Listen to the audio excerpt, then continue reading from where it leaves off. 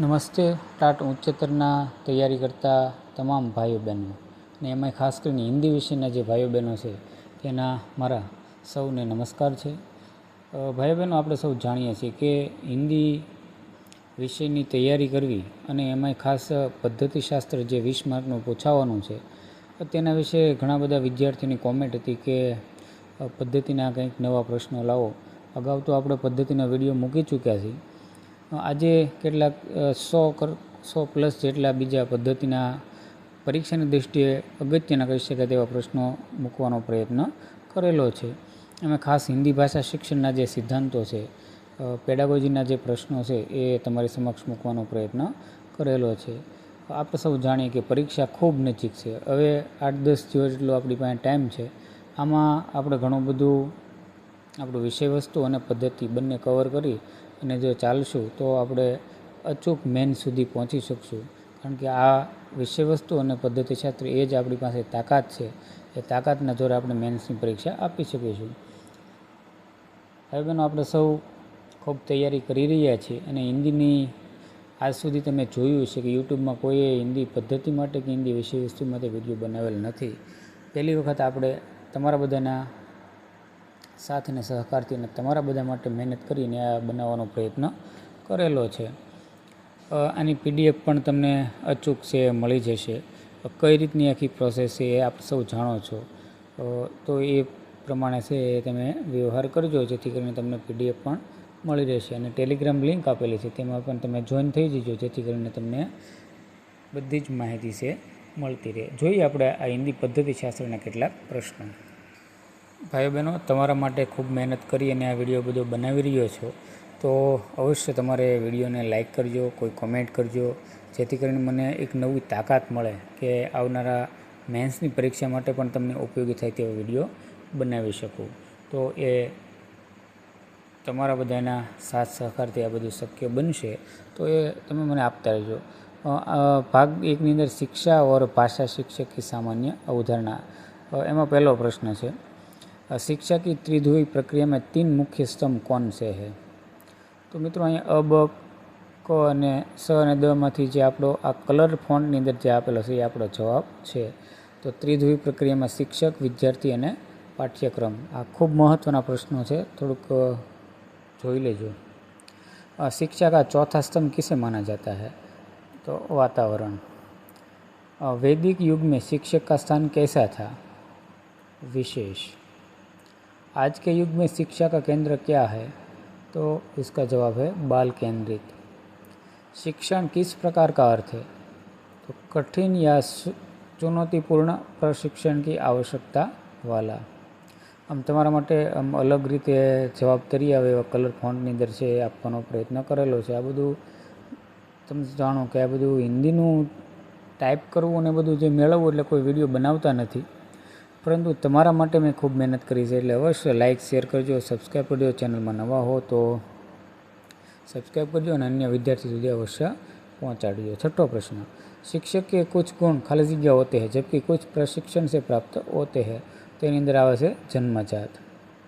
विद्यार्थी प्रायः किस प्रकार के शिक्षकों को पसंद करते हैं? तो जवाब से योग्य, स्पष्टवादी और कुशल अभिव्यक्त करता. शिक्षक को अपने व्यक्तित्व को कैसा बनाना चाहिए? प्रभावशाली. विद्यालय में साहित्यिक और सांस्कृतिक गतिविधियों का न होना किसका प्रतीक है? तो जवाब से कुंठित मस्तिष्क और अप्रगतिशीलता. शिक्षक की सफलता किस पर निर्भर रहती है? तो विद्यार्थियों के प्रति निष्पक्ष भाव और प्रेम पर. भाषा शिक्षक के गुण और योग्यता. भाषा शिक्षण केवो होवो जोईए? तो एना आधारे पद्धतिना जोईए. शिक्षक को अपने विषय के साथ साथ और क्या होना चाहिए? तो अन्य संबंधित क्षेत्रों का पूर्ण ज्ञान रखने वाला. पढ़ाने की कला में दक्ष होने के लिए क्या आवश्यक है? प्रशिक्षण. शिक्षक को कक्षा में जाने से पूर्व क्या तैयारी करनी चाहिए? तो पाठ्य पुस्तक, वस्तु तैयार करना और प्रश्न सोच लेना. ત્યારબાદ છે, बालकों में व्यक्तिक भिन्नता का ज्ञान शिक्षक को क्यों होना चाहिए? तो बच्चों के मानसिक और शारीरिक स्तर के अनुसार शिक्षा देने के लिए. शिक्षक का व्यवहार पिछड़े बालकों के प्रति कैसा होना चाहिए?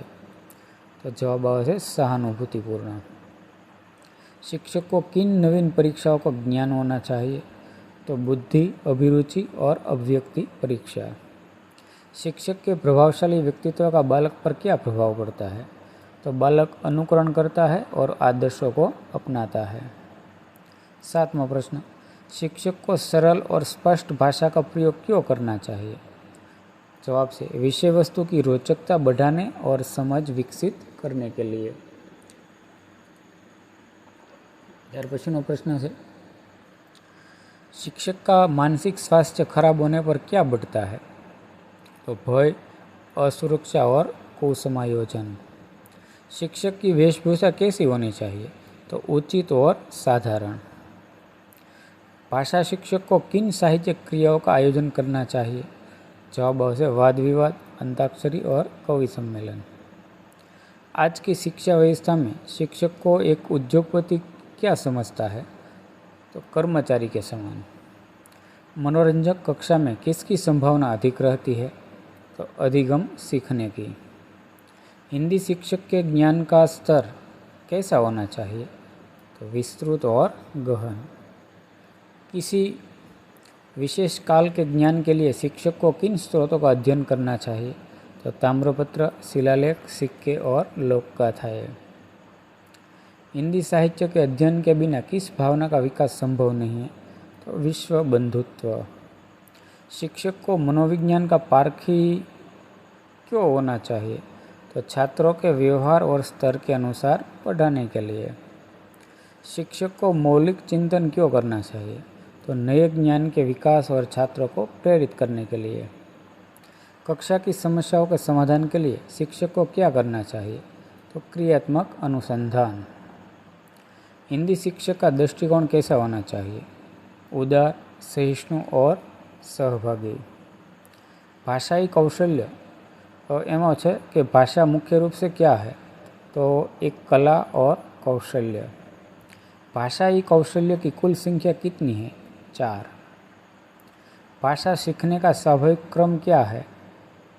खास याद रखो, जो सुनना, बोलना, पढ़ना और लिखना। सुनना, बोलना, पढ़ना, लिखना। भाषा प्रयोग के मुख्य 2 प्रवाह कौन से है? तो लिखना पढ़ना और बोलना सुनना।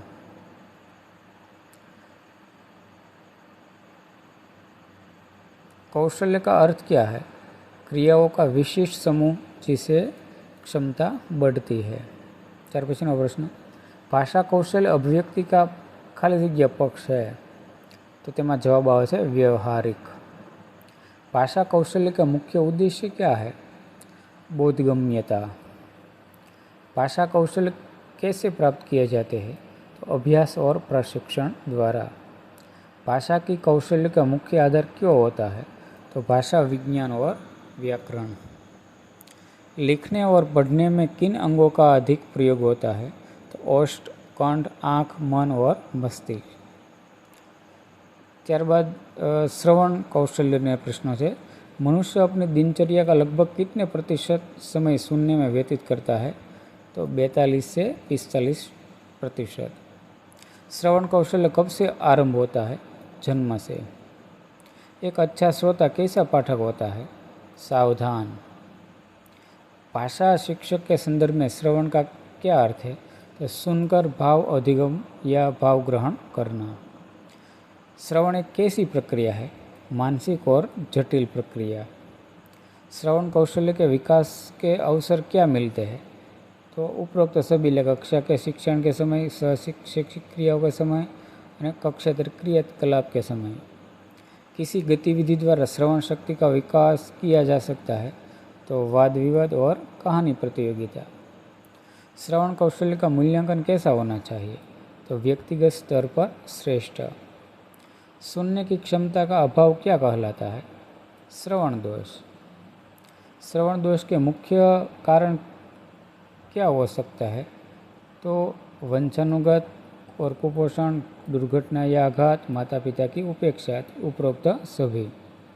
श्रवण बाधित बच्चों को कक्षा में कहाँ बैठाना चाहिए? तो एनो जवाब आवे छे अगली पंक्ति में। श्रवण दोष से युक्त बच्चों की पहचान कैसे की जा सकती है? तो उनके चेहरे के हाव भाव और अंतः क्रिया से। श्रवण बाधित छात्र के लिए शिक्षक को पढ़ाते समय क्या करना चाहिए? तो शब्दों को ऊंचे और स्पष्ट स्वर में बोलना। आकाशवाणी और दूरदर्शन किस कौशल के विकास में सहायक है? श्रवण। कुशाग्र बुद्धि का बालक कैसा श्रोता माना गया है? श्रेष्ठ। त्यारबाद वांचनना प्रश्नों। वांचन कौशल्य को साधारण भाषा में क्या कहते हैं? बोलचाल। लिपि के आविष्कार से पूर्व ज्ञान कैसे दिया जाता है? बोलकर। बोलने यानी कि मौखिक अभिव्यक्ति में किसका समुचित उपयोग आवश्यक है? तो ध्वनि, लय और स्वाधीनता, गति और विराम, बल એટલે કે उपरोक्त सभी। शुद्ध वांचन से हमें कहाँ प्रवेश मिलता है? तो साहित्य के विशाल साम्राज्य में। वांचन का अभ्यास कब से शुरू करा देना चाहिए? तो अब से बाल्यावस्था से। अच्छे वांचन की विशेषता क्या है? तो मधुरता, प्रभावत्मकता और शुद्ध उच्चारण। वांचन की सामग्री में क्या शामिल हो सकता है? तो एम उपरोक्त सभी એટલે કે निबंध, संस्मरण, नाटक, एकांकी और कहानी और कविता। देखो और कहो विधि किस कौशल्य से संबंधित है? वांचन, पढ़ना, बोलना। वांचन के मुख्य दो प्रकार कौन से हैं? तो स्वस्वर वांचन और मौन वांचन। स्वर सहित वांचन को क्या कहते हैं? स्वस्वर वांचन। स्वस्वर वांचन का क्या लाभ है? तो आत्मविश्वास बढ़ता है, झिझक दूर होती है और नेतृत्व के गुणों का विकास होता है। बिना ओठ हिलाए चुपचाप पढ़ने को क्या कहते हैं? मौन वांचन। मौन वांचन का मुख्य उद्देश्य क्या है? तो कम समय में अधिक सामग्री आत्मसात करता है। मौन वांचन में क्या कमी होती है? तो थकान, क्योंकि वाक् तंत्रों पर जोर नहीं पड़ता। किस वांचन का द्वारा स्वाध्याय की आदत पड़ती है? मौन वांचन। त्यारबाद पठनना प्रश्नों જોઈએ। पठन कौशल्य का क्या महत्व है? तो यह समस्त विषयों के ज्ञानार्जन का मुख्य साधन है। पठन शिक्षण के उद्देश्य क्या है? तो कहानियाँ पढ़कर सुनना, समान ध्वनियों में अंतर करना और पठन की कमियों को दूर करना यानी कि उपरोक्त सभी। प्राथमिक कक्षाओं में पठन सामग्री कैसी होनी चाहिए? तो वर्णमाला, चित्र, सरल कहानी और कविता। त्यार पछीनो प्रश्न है, पठन की वर्ण विधि में सबसे पहले किसकी पहचान कराई जाती है? तो वर्णों, स्वर और व्यंजन की। शब्द विधि में पठन की इकाई क्या होती है? शब्द। वाक्य विधि में किस सिद्धांत पर आधारित है? तो वाक्य ही भाषा की अर्थपूर्ण इकाई है। पठन की कौन सी विधि आधुनिक समय में अधिक प्रचलित है? तो समाहार या संयुक्त विधि, विविध विधियों का समन्वय। बालक विद्यालय आने से पूर्व कौन से कौशल्य सीख लेता है? सुनना और बोलना। पठन कौशल्य का विकास किस युग में ज्ञान को अनुधान बनाने हेतु आवश्यक है? तो ज्ञान विस्फोट के युग। उच्च प्राथमिक स्तर पर पठन सामग्री में और क्या जुड़ जाता है? तो मानचित्र कोश और विश्वकोश पठन। लेखन कला का आविष्कार किसके विकास के साथ हुआ? तो सभ्यता के विकास के साथ। लिपि चिन्ह क्या है? तो ध्वनियों के लिए स्वीकृत आकृति प्रतीक। त्यार पछीनो प्रश्न, लेखन कौशल्य का मुख्य उद्देश्य क्या है? तो लिखित भाव अभिव्यक्ति। सुंदर लेख को क्या कहते हैं? सुलेख। शामपट या पुस्तक से सामग्री को झोंकात्यों देखकर लिखना क्या कहलाता है? अनुलेख। सुनकर लिखे गए लेख को क्या कहते हैं? श्रुतलेख। श्रुतलेख का मुख्य उद्देश्य क्या है? जो आपसे ध्वनियों को सुनने और शुद्ध वर्तनी व गति से लिखना। लेखन कौशल्य की एक विधि कौन सी है? तो खंड लेखन विधि अथवा रूप अनुसरण विधि। लेखन द्वारा हम अपने विचारों को कहाँ तक पहुँचा सकते हैं? तो दूर दूर तक और आने वाली पीढ़ियों तक। बौद्धिक विकास के लिए क्या सीखना आवश्यक है? तो लिखना और पढ़ना।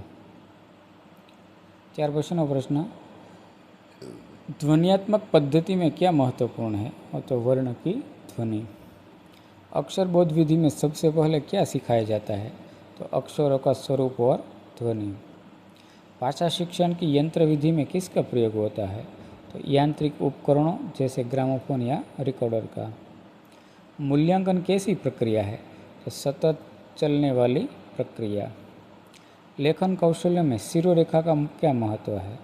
तो यह अक्षरों की स्पष्टता और मानक रूप के लिए आवश्यक है। भाषा के सैद्धांतिक पक्ष को क्या कहते हैं? तो भाषा विज्ञान तथा व्याकरण। छात्रों की समस्याओं के समाधान हेतु शिक्षक को कौन सा तरीका अपनाना चाहिए? तो वैज्ञानिक और संवेदनशीलता पूर्ण।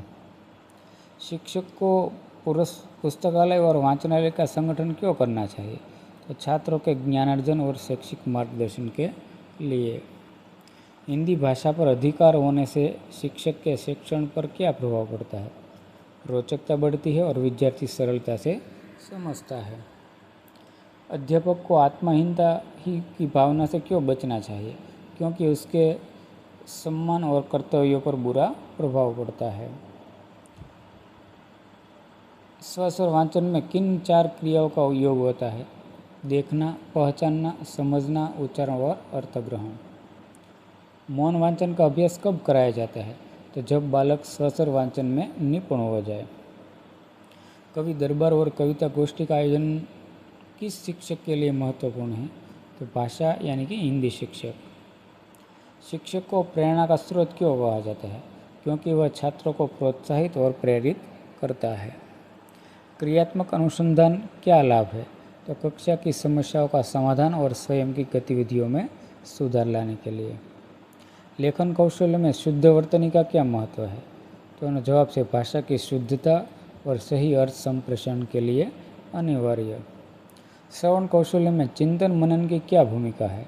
तो सुनी हुई बात को समझने और आचरण में ढालने के लिए आवश्यक। शिक्षक को सहिष्णु क्यों होना चाहिए? ताकि वह छात्रों के विचारों का सम्मान कर सके। पठन सामग्री का चयन किसके अनुरूप होना चाहिए? तो कक्षाओं और छात्रों के स्तर के अनुरूप। स्वस्वर वांचन का एक उद्देश्य क्या है? तो जवाब से विराम चिन्हों का ध्यान रखते हुए उचित आरोह अवरोह के साथ पढ़ना। लिपि के माध्यम से हमें किसका ज्ञान होना चाहिए? तो देश की सभ्यता और संस्कृति का। पठन कौशल्य में अर्थग्रहण का क्या स्थान है? तो यह सबसे महत्वपूर्ण है। अनुलेख और सुलेख में मुख्य अंतर क्या है? तो सुलेख सुंदर लिखावट है जबकि अनुलेख से देखकर लिखना है। श्रवण दोष के निदान से क्या तात्पर्य है? तो जवाब से दोष के कारणों को पहचानना। श्रवण बाधित बच्चों के साथ सहपाठियों का व्यवहार कैसा होना चाहिए? सहयोगी और उत्साहपूर्वक। भाषा एक अवर्जित संपत्ति है, इसके लिए क्या आवश्यक है? तो अभ्यास और प्रशिक्षण। वांचन में स्वराघात का क्या अर्थ है? तो बोलते समय विशेष अक्षरों या शब्दों पर उचित बल देना। शिक्षक की सफलता का एक मुख्य मापदंड क्या है? तो विद्यार्थियों को उसके प्रति सम्मान और उनका विकास। लेखन कौशल्य में क्रमबद्धता क्यों जरूरी है? तो विचारों की स्पष्ट अभिव्यक्ति के लिए। स्वस्वर वांचन में स्थानीय बोलियों का प्रभाव कैसा होना चाहिए? तो नहीं आना चाहिए, यानी कि भाषा का प्रयोग हो। मौन वांचन में एकाग्रता का क्या मतलब है? तो इसके बिना अर्थ ग्रहण संभव नहीं है। भाषा शिक्षक को अन्य विषयों की जानकारी क्यों होनी चाहिए? ताकि पाठ्यपुस्तक में आए अन्य विषयों के तथ्यों को समझा सके। पठन की ध्वन्यात्मक विधि किस पर आधारित है? तो जवाब से अक्षरों की ध्वनियों के मेल पर। लेखन में अभ्यास की कितने मुख्य प्रकार बताए हैं? 3। सुलेख, अनुलेख और श्रुतलेख। शिक्षक का उदार दृष्टिकोण छात्रों में किन मूल्यों को विकसित करता है? तो उच्च कोटि के जीवन मूल्यों और सहिष्णुता को। तो आ रीते विद्यार्थी मित्रों આપણે ઘણો બધો પ્રયત્ન કરેલો છે। પદ્ધતિને લગતા મોટાભાગના પ્રશ્નો વણી લેવાનો પ્રયત્ન કરેલો છે। તમને જો વિડીયો સારો લાગે તો લાઈક શેર કરો, કોમેન્ટ કરો કેવો લાગ્યો છે, જેથી કરીને હજી પણ કેટલાક પ્રશ્નો લાવવાની ઈચ્છા છે, પણ તમારા બધા ઉપર આધાર છે તમે કેવો મને રિસ્પોન્સ આપો છો। જોઈએ હવે કંઈક નવા જ વિચાર સાથે નવા જ વિડીયોમાં, જે તમારા માટે ખરેખર મદદરૂપ થશે.